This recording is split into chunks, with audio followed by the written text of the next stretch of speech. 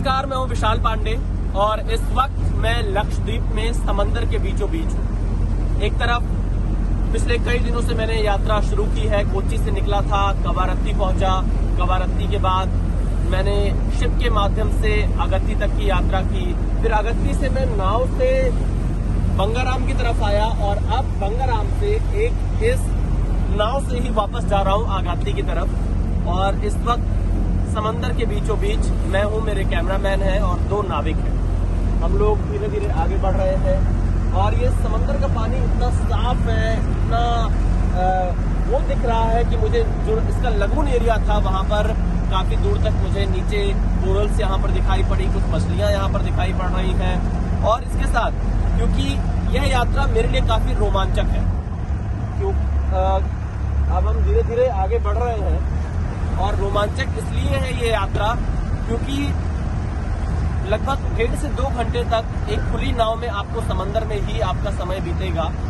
और दूर दूर तक कुछ नहीं, फोन में मेरे नेटवर्क नहीं है क्योंकि मेरा वोडाफोन का सिम है, यहाँ पर एयरटेल और बीएसएनएल भी चलता है।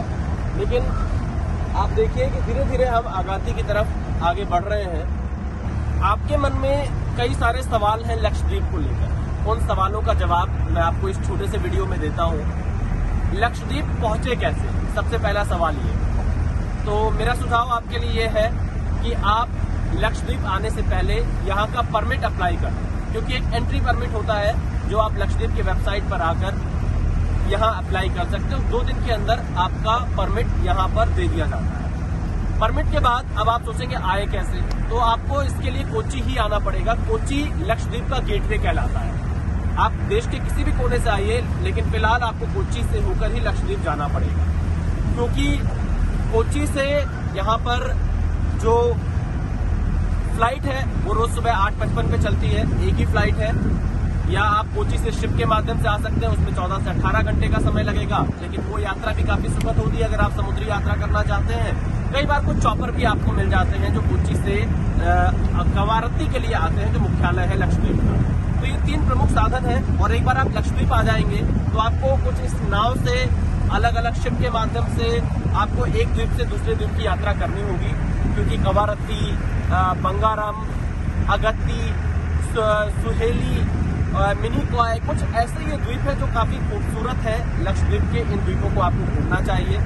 और जब आप यहाँ पर आएंगे तो प्रकृति की सुंदरता देखकर आपको काफी अच्छा लगेगा।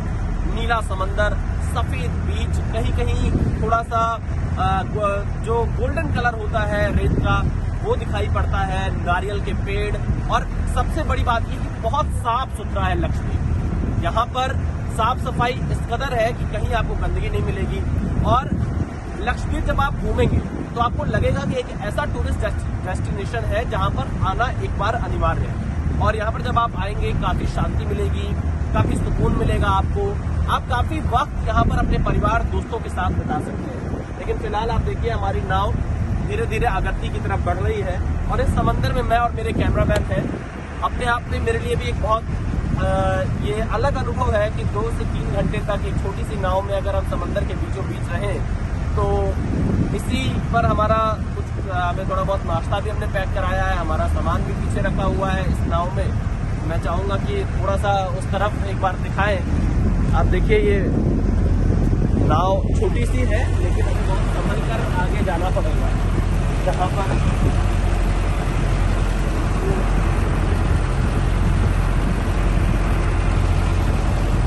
आराम से देखिए मेरे कैमरामैन एस जयदीप बहुत कलाकारी दिखाते। मेरे फोन को बचा लीजिएगा, आप आराम से आइए। तो ये आप देखिए नाव में एक जगह पर ये हम लोग का सामान रखा हुआ है, बैग जो नीचे हम आए हुए हैं, और इसके अलावा हमारा कैमरा माइक, नाश्ता पैक करा लिया है। तो कुछ इस तरह की यात्रा होती है। लक्षद्वीप आइए, घूमिए, आपको बहुत मजा आएगा। क्योंकि मैं खुद इस चीज को फील कर पा रहा हूँ कि चुनौतियाँ क्या होती हैं और कैसे इन चुनौतियों में अवसर आपको बनाना है, ये आपको लक्षद्वीप बहुत अच्छे से सिखाते हैं। फिलहाल बने रहिए ज़ी न्यूज़ के साथ, मेरे साथ और मेरे कैमरामैन के साथ। हम आप तक लक्षद्वीप की हर खबर